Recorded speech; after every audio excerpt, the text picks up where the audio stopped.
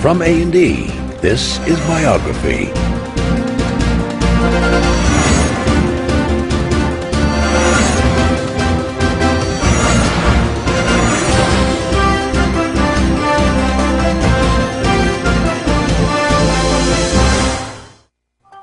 Microsoft founder Bill Gates is the rarest of corporate executives, ridiculed as a nerd while being feared as a bully. The Justice Department accuses Bill Gates of tactics that have unfairly shut out the competition. For Gates, it's another hurdle along the journey that has made him the richest man in the world. One technology expert claims that Microsoft's reach and influence are greater than any organization in American history.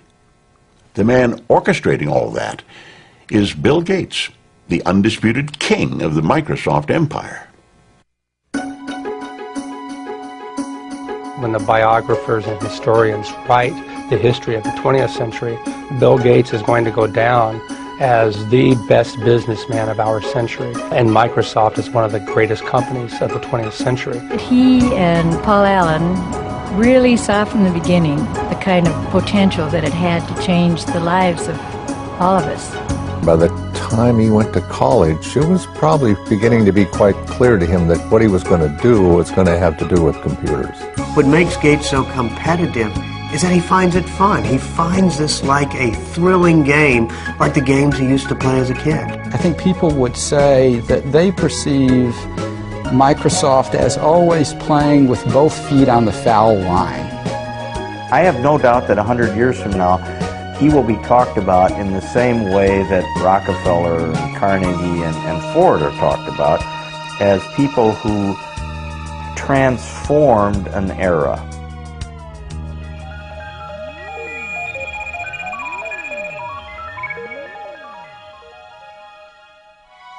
The values that shaped Bill Gates as one of the business titans of the 20th century go back to his roots in the great Northwest.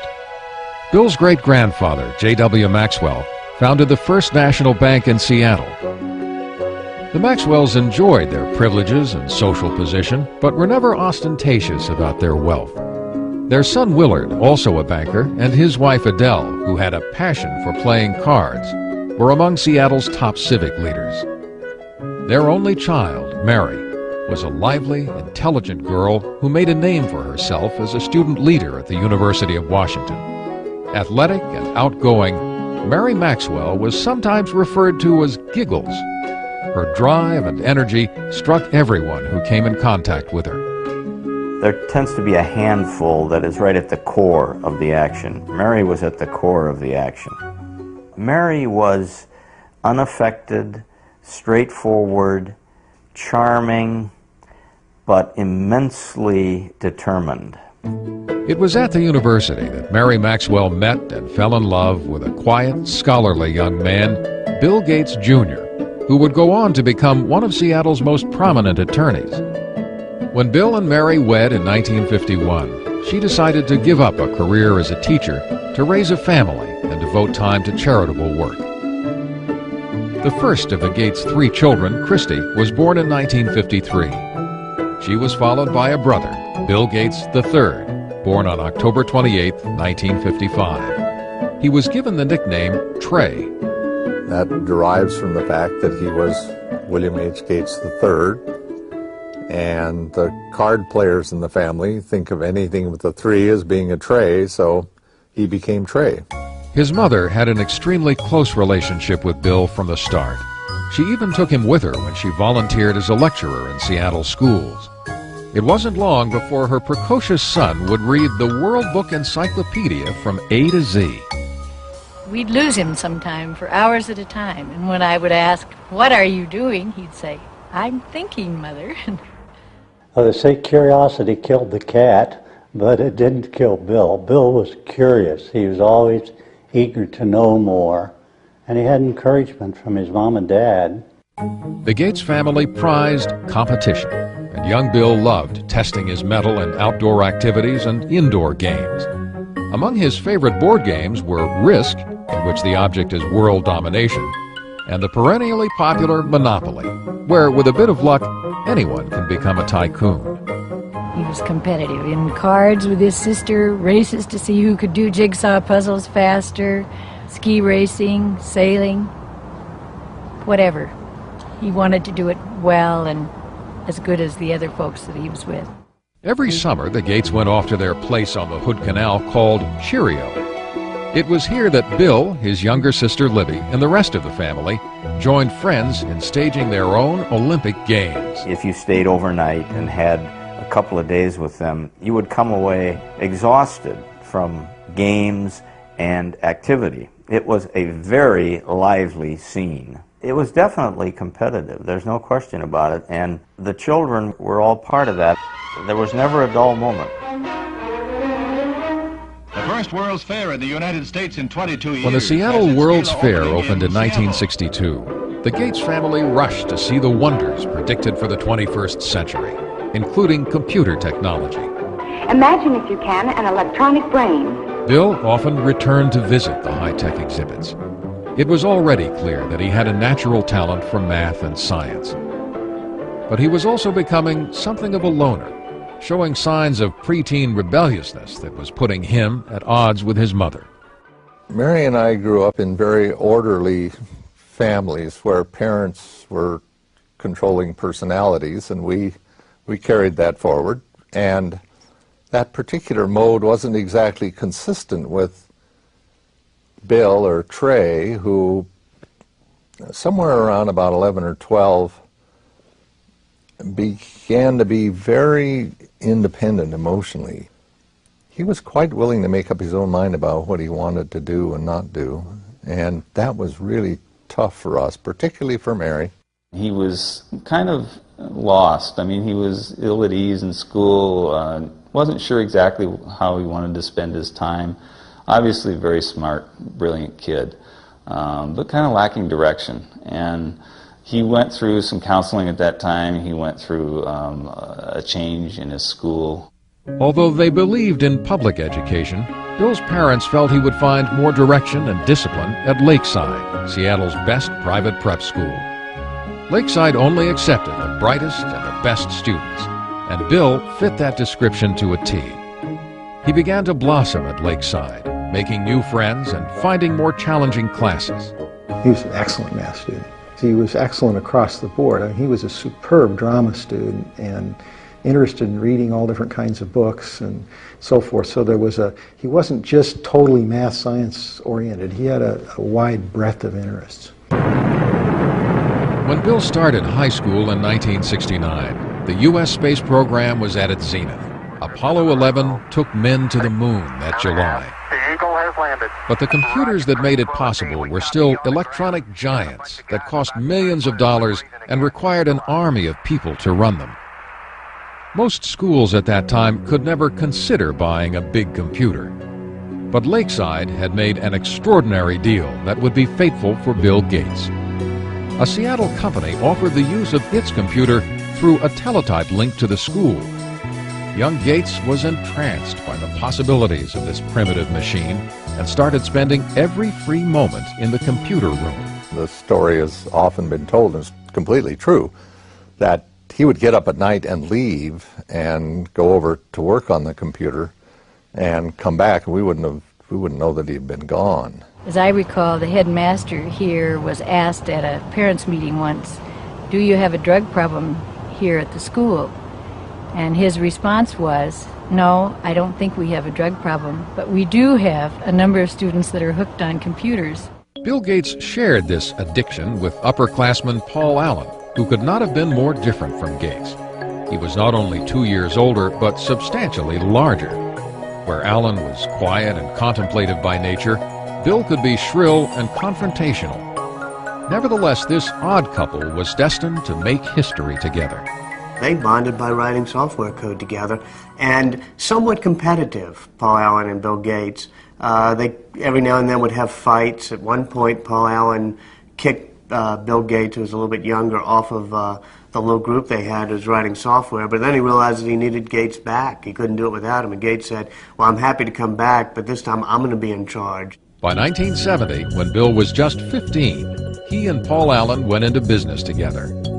The two boys netted $20,000 with TrafoData, a computerized program they created to measure traffic flow in the Seattle area. Although Bill had the luxury of family money, he was determined from the start to make his own fortune. The father of one of Bill's boyhood friends said Bill always had a nose for the dollar.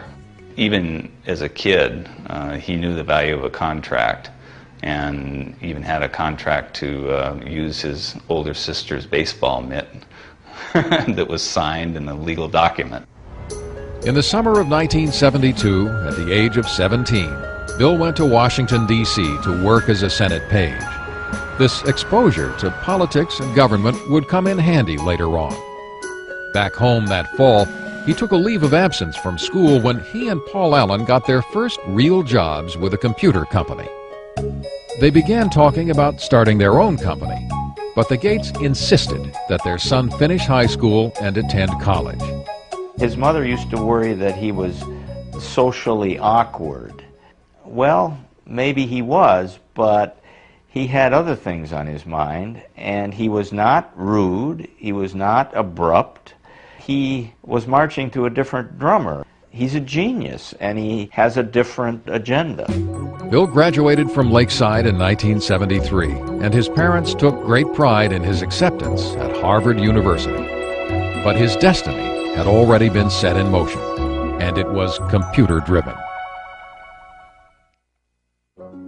In the fall of 1973, Bill Gates said goodbye to his family and Seattle and headed east to Cambridge, Massachusetts. As a freshman at Harvard, he thought briefly about preparing for a career in law, but no course of study ignited his imagination like his work with the computer.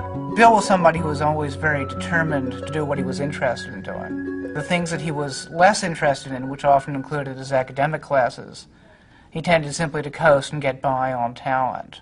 I remember there was a course in Introduction to Greek Literature where he'd really done, as best as I could tell, none of the work during the year. Stayed up all night the night before the exam, slept through part of the exam, and still got a B. It was not surprising that Gates fell asleep in an exam. Between classes and time spent at the Harvard Computer Center, he seemed to be on the go 24 hours a day. He was always very focused on whatever it was that he was doing. He could come into his room, not get undressed, just kind of lie down on his bed, which of course would be not made because he had never had time for that, and just fall asleep. Door open, fully clothed, lie down, sleep, and then when he's refreshed, boom, back up at it and whatever the next thing was. Bill paused long enough to make some lasting friendships at Harvard, but his social life was still not a priority. He dated only occasionally, with varying degrees of success. I interviewed several women who had dated Bill just briefly, and one told me the very first question Bill asked her was, "What did you score on your SAT test?" You know, this is not exactly, you know, what a young woman wants to hear. For Bill Gates, though, he had scored a perfect 800 on his math portion of the SAT, and this was a matter of pride with him, and he wanted to make sure whoever he was dating, you know, had scored a pretty high grade.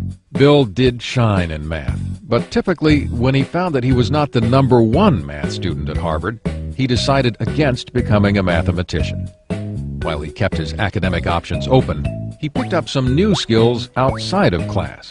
Spent a great deal of time playing pinball, video games, and especially poker, which was something that we all did a lot of back in college. And you know, poker, of course, is a very competitive game, and in many ways, perhaps the best preparation for the business world that one could imagine. And yeah, Bill really turned himself from being a player whom people would take advantage of to a very good poker player. But it was Paul Allen, Bill's former schoolmate and business partner, who delivered Gates' biggest stroke of luck. Allen had moved to Boston from Seattle for a job. In December of 1974, he picked up a magazine in Harvard Square. The cover of Popular Electronics announced the arrival of the world's first mini-computer kit, the Altair 8800. He rushed to show it to Bill. Gates and Allen knew instantly that the day of the personal computer had arrived. They saw that this was going to be an incredible force, an incredible dynamic for the society, and recognized the moment. The Altair was made by a small company in Albuquerque, New Mexico, not far from the former atomic testing grounds at Alamogordo. Ed Roberts, who ran the company, was looking for someone to create software to run on his unique little computer. Gates and Allen convinced him that they were the ones who could do it, and worked day and night at the Harvard Computer Center for 2 months. In February of 1975, Paul Allen went to Albuquerque to test the program he and Gates had completed. When he loaded the Altair with what Bill Gates called the coolest code I ever wrote, it worked. The importance of that moment would have an historic impact on the software industry. I don't think we appreciated the significance of the Albuquerque thing when it first happened, but it didn't take long to realize that they were at the threshold of something that could be quite significant. For 19-year-old Bill Gates, life would never be the same. In the summer of 1975, he and Paul Allen formed Microsoft. Their ongoing work with Ed Roberts' company became so consuming that Bill dropped out of Harvard just before his senior year and moved to Albuquerque. Mary Gates was deeply disappointed by her son's decision. We told him that we'd put some money aside for him to attend school, and if he didn't finish in a few years, we'd have to make some other use of those funds. And by that time, he allowed us out. That would be okay. He'd probably be able to afford to go back if and when the time came. Bill was certain that he'd made the right decision, but making it in software wouldn't be so easy.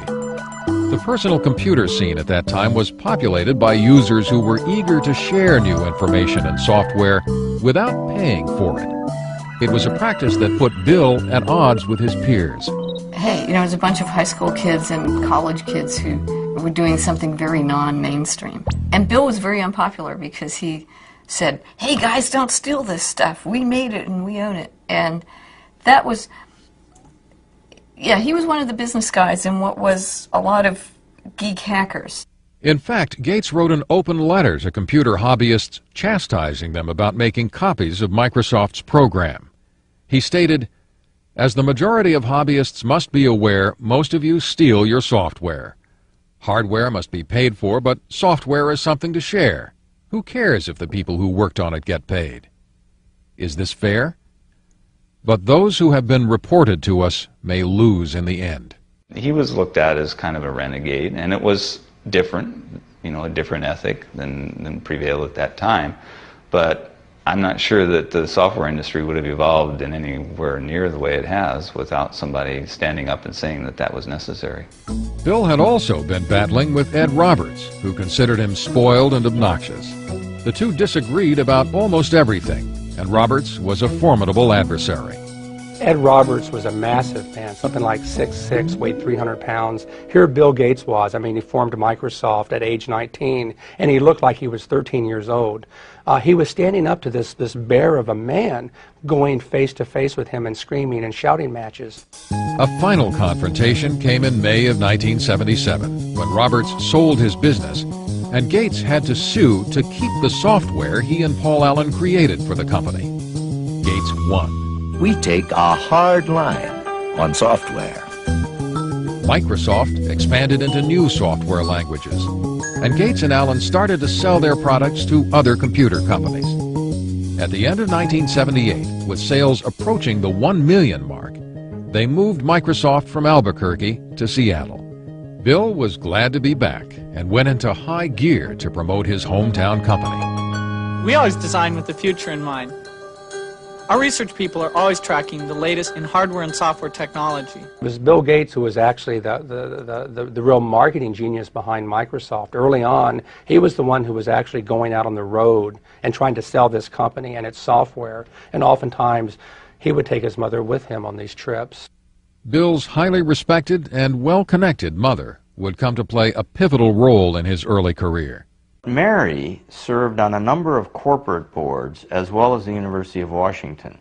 She was on the National Board of United Way. Also on the National Board of United Way was the CEO of IBM, which is how her son met the CEO of IBM, through her.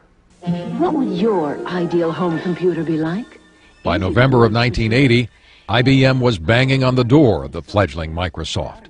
The largest maker of computers in the world now wanted to talk to Gates and Allen about coming up with an operating system for their new line of personal computers. From their first meeting, IBM misjudged who they were dealing with. He looked like a sub-teen, you know. He was skinny, had a real mop of hair, you know, kind of casual, and basically people didn't take him seriously as a business person. But the IBM brass soon discovered Gates was no amateur. He quickly convinced them that Microsoft could deliver their new software. First, he purchased an existing operating system, which he then adapted for the IBM personal computers, calling it MS-DOS. Bill Gates, as he's often done as a shrewd businessman, knew where to get an operating system. He just went down the road a few miles and bought it for $50,000. But then the real brilliance was that when they developed that operating system for IBM, IBM wanted to buy the source code, which would have given them the disk operating system, or what became known as DOS. And instead, Microsoft refused to actually sign the rights over to DOS. By not owning the rights to the operating system, IBM would now have to pay Microsoft a licensing fee for every copy of DOS installed in its computers. IBM was also about to lose its tremendous edge in computer sales. As other companies introduced personal computers that were cheaper than IBM's, Microsoft was able to sell the same operating system to all of them. There were all kinds of computers that were being conceived at that point in time. And it struck me that I don't know who will win in the hardware business, but Microsoft has a very good chance to win in the software business. Between 1978 and 1981, Microsoft's growth was staggering. The staff was enlarged from 13 employees to 128. Revenues mushroomed from $4 to $16 million. By 1983, 30% of all the personal computers in the world were running Microsoft software. Still, Bill Gates never took his eye off the bottom line. He never flew first class unless it was absolutely necessary. You would often find him sitting in coach, in fact with a blanket over his head so he could get some sleep. So his parents taught him well early on the value of money and hard work, and translated later into his life with not only how he ran his personal life, but how he ran Microsoft. My name is Bill Gates. I'm chairman of Microsoft. The early 1980s was an exciting time for an industry run mostly by people under 30. Microsoft began working on software for innovative companies like Apple and its guru Steve Jobs. Their Macintosh computer and software were considered by many to be the most ingenious in the industry and the way of the future. To create a new standard, it takes something that's really new and really captures people's imagination.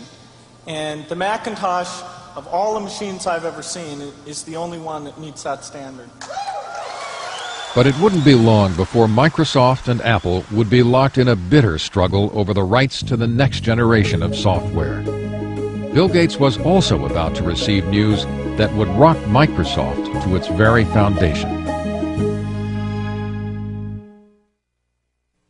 By 1983, the future could not have looked more promising for 28-year-old Bill Gates and Microsoft. The personal computer business was booming, and there was an ever-increasing hunger for software. Bill Gates and Paul Allen were emerging as the crown princes of the personal computer age. But in the midst of the breathtaking rise of their company, they were stunned by some terrible news. Paul Allen, Bill's friend and partner since high school, was diagnosed with Hodgkin's disease, a form of cancer. It did give Bill kind of a perspective that he didn't have before. You know, he'd always been very, very hard driving, very demanding, and this may have helped him understand a little bit better in terms of what other people go through. Allen's disease went into remission 1 year later, but he would never again take full part in the day-to-day business of Microsoft. For two men in their early 30s who created a company of global significance and made millions, it was the end of an era. I think history's going to show that their partnership really was an incredible dynamic. I often compare it to the Beatles, Lennon and McCartney. The songs they wrote together are the ones that pretty much we remember and get played over and over again. They were great songwriters individually. You know, we still hear their songs that they wrote on their own. But somehow together they were even greater than the sum of their parts. And Paul and Bill were like that. By 1984, Bill Gates had become the singular face of Microsoft. In April of that year, he was heralded by Time magazine as the quintessential representative of a new breed of businessman, one who understood both nuts and bolts technology and corporate strategy. When you work with Bill, you can see that in almost any meeting you're in or anything you're discussing, Bill instantly puts together a profile of all of the cases. What about this? What about this? What about this? What about this? What about this? He almost builds this checklist of everything that can possibly happen in his head in a very structured way, and then he runs through it. Protect mode file system, the super advanced file system. Microsoft was often referred to as a math camp, where Gates' demanding management style kept the creative process churning and sometimes set off heated confrontations. The early Gates would challenge just about anything. He'd call things the stupidest idea you'd ever heard. And part of it was to test, to see, well, okay, if you disagree, you've got to convince me that it's not the stupidest idea in the world. A constant challenging of ideas was required to stay on top in an ever-changing industry. Gates surrounded himself with a team that shared his relentless work ethic. Certainly when we are working to release a software product, we are sleepless in Seattle.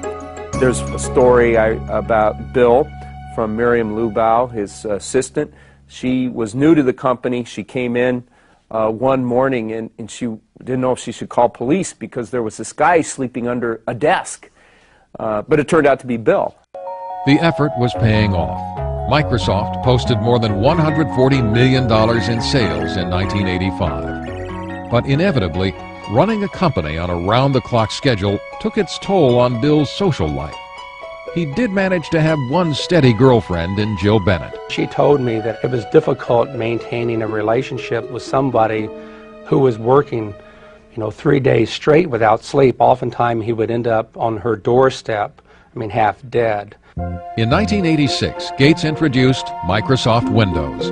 It would become the company's signature program. Critics quickly noted that in its use of a mouse and icons, it bore more than a passing resemblance to the Apple Macintosh operating system, considered to be the most user-friendly. If you know how to point, you already know how to use it. Macintosh, the computer for the rest of us. Apple had given Gates full access to their technology while he was working on new software for the Macintosh computer. Gates advised Apple early on that they should license their software. But Apple was more interested in selling computers than software. They ignored the suggestion. Once again, Gates took advantage of an opening and ran with it.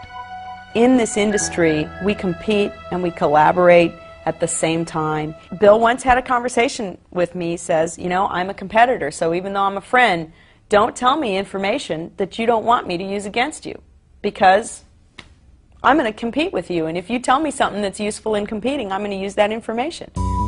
Apple decided that Gates was not going to take a bite out of their business and threatened to sue over Windows. Gates, in turn, said he would withhold Microsoft software Apple desperately needed for its computers.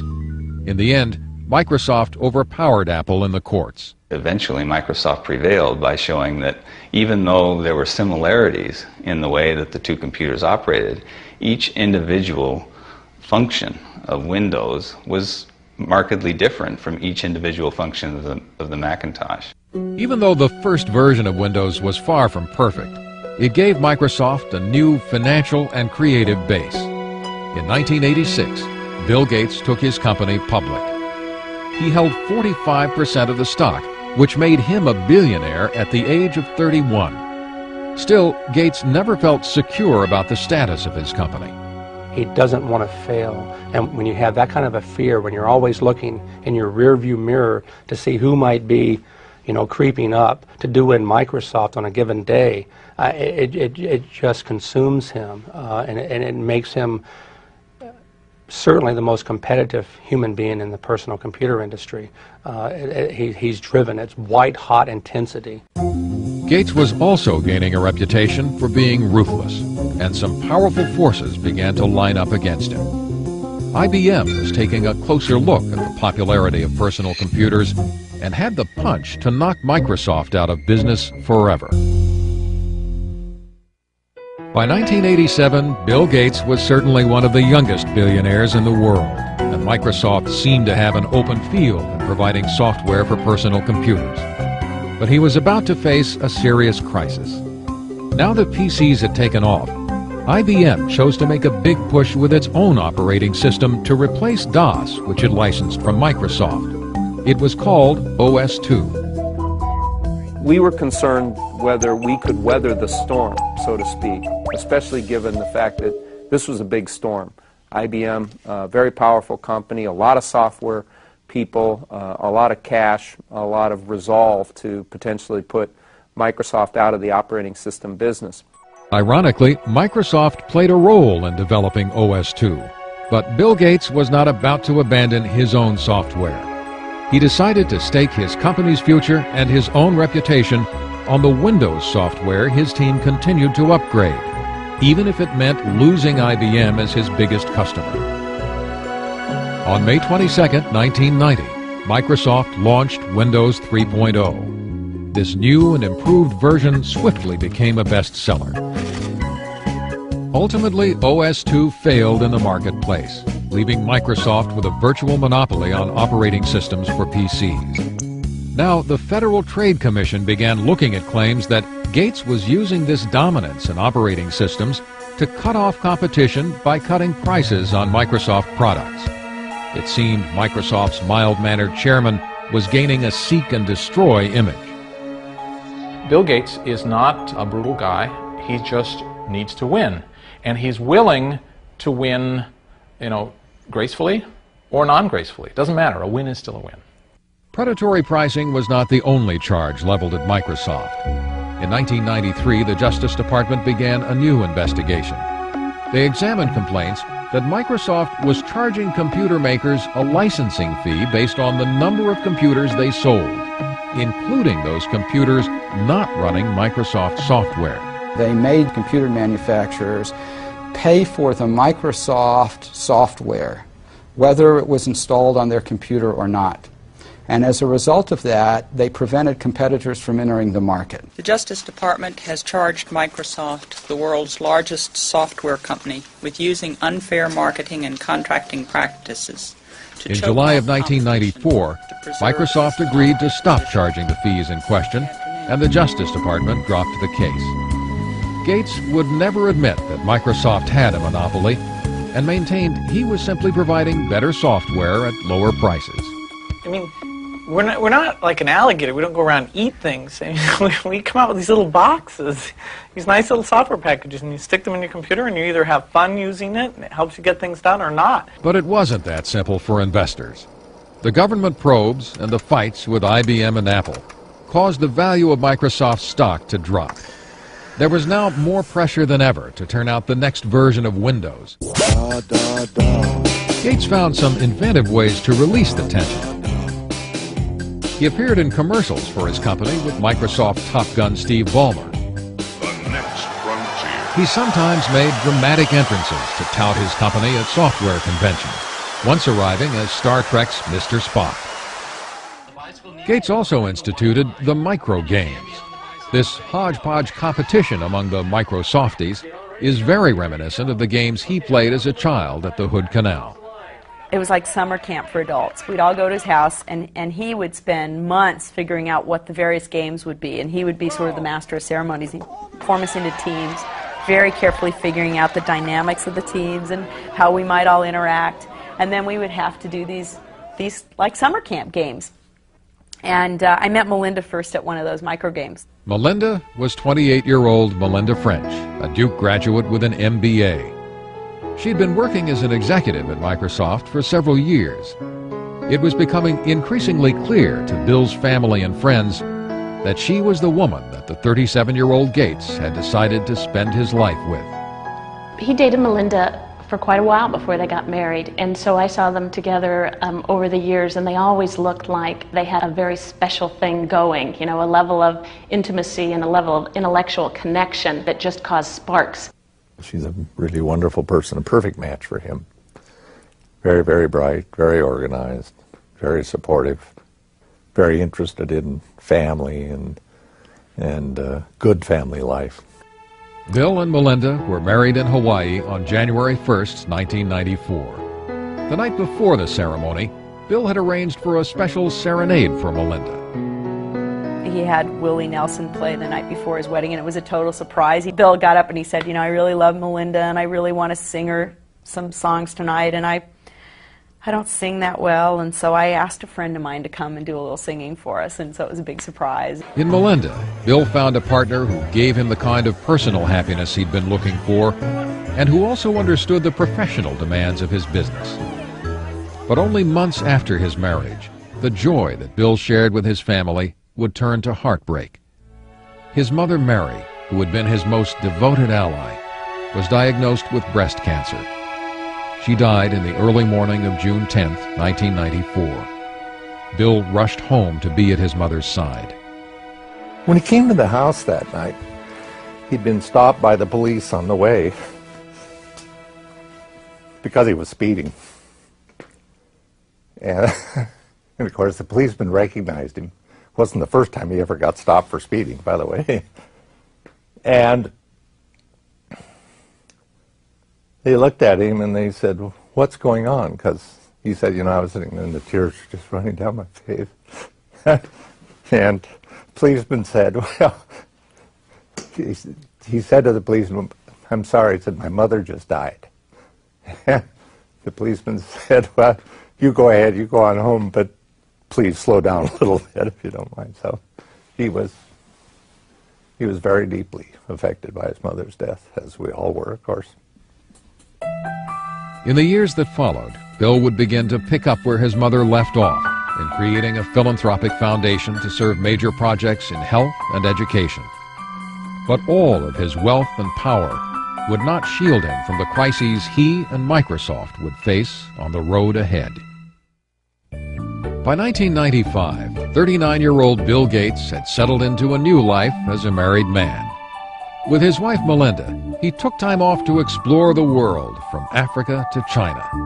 It seemed that Bill Gates now truly had it all. This is a man so successful, his chauffeur is Ross Perot, ladies and gentlemen.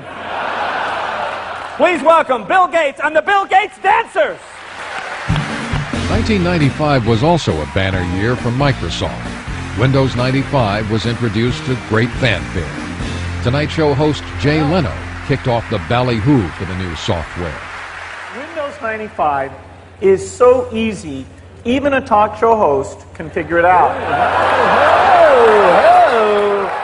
Clearly, Gates was still Microsoft's best salesman. But from now on, it wouldn't be all business for the boss.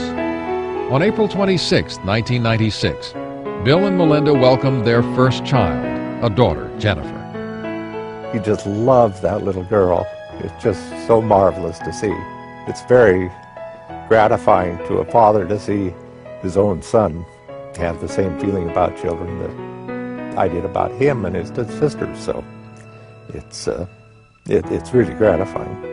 At the age of 42, Bill Gates has become an icon of the American establishment. He is now the richest man in the world, with a personal net worth of more than $50 billion. He is a member of a power elite, which includes President Bill Clinton, who shares his newfound enthusiasm for golf. The Gates style has never meant flaunting wealth, but Bill has spent considerable money for convenience and comfort. In 1997, Bill, his wife, and daughter moved into a $54 million dream house. Along with family and guest quarters, there is a library housing the Leonardo da Vinci notebook for which Gates paid more than $30 million.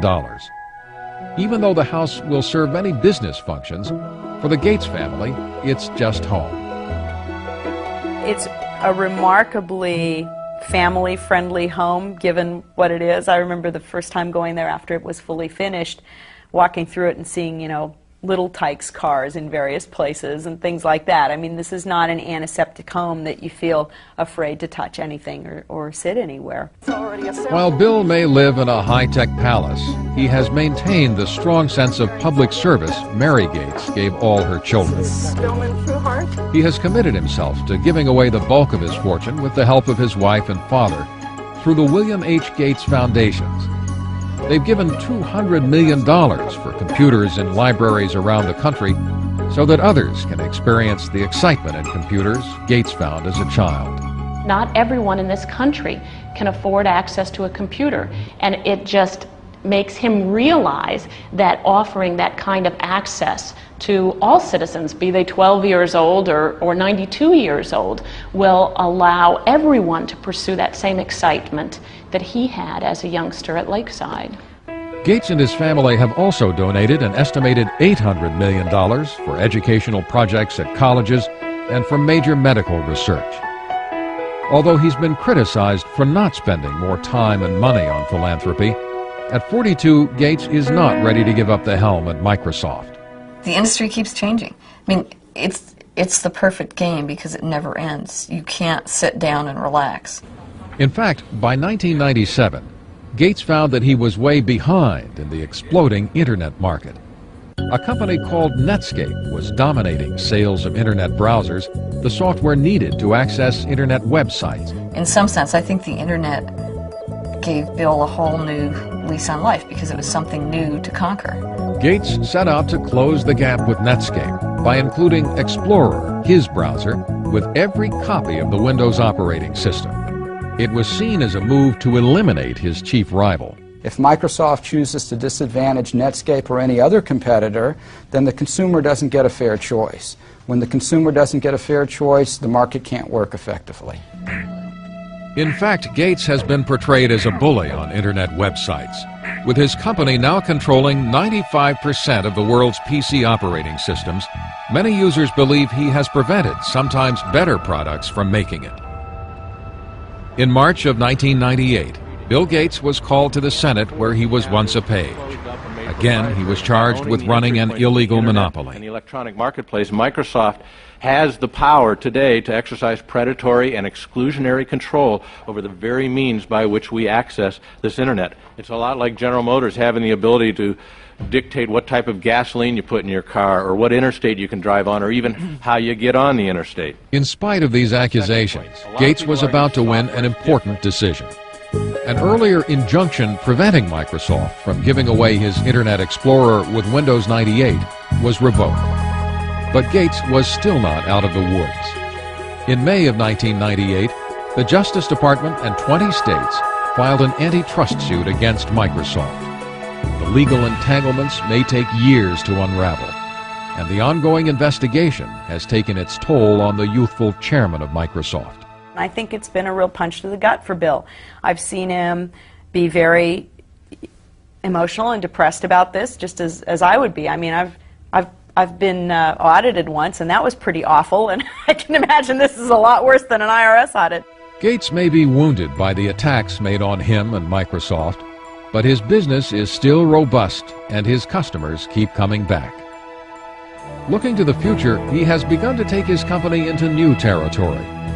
In 1996, he ventured into television for the first time with the 24-hour cable news channel MSNBC. Gates has also begun exploring the use of computer technology in entertainment with Hollywood moguls like Steven Spielberg. But he keeps coming back to his first love, software, with all of its infinite possibilities. Bill Gates is still the competitor he always was. Whether he'll be remembered as a robber baron or the guy who simply built a better mousetrap, no one can deny the lasting impact his life has had on our time. When the biographers and historians write the history of the 20th century, Bill Gates is going to go down as the best businessman of our century, and Microsoft is one of the greatest companies of the 20th century. It's remarkable what this company has managed to do in so short a time. This is one of the great success stories of the 20th century.